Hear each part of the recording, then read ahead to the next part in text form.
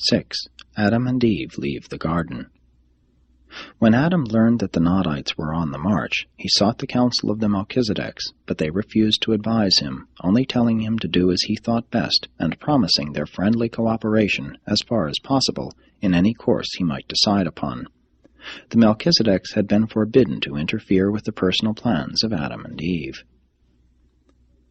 Adam knew that he and Eve had failed. The presence of the Melchizedek receivers told him that, though he still knew nothing of their personal status or future fate. He held an all-night conference with some 1,200 loyal followers who pledged themselves to follow their leader, and the next day at noon these pilgrims went forth from the garden in quest of new homes. Adam had no liking for war, and accordingly elected to leave the first garden to the Nodites unopposed.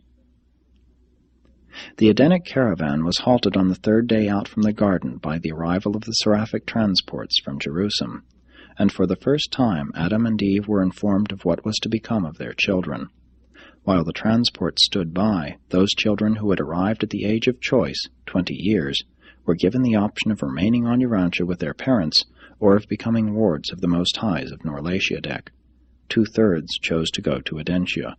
About 1/3 elected to remain with their parents. All children of pre-choice age were taken to Edentia.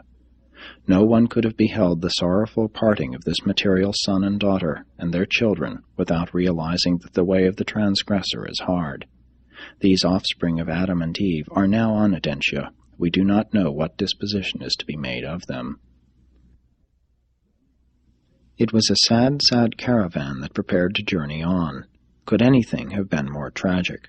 To have come to a world in such high hopes, to have been so auspiciously received, and then to go forth in disgrace from Eden, only to lose more than 3/4 of their children, even before finding a new abiding place.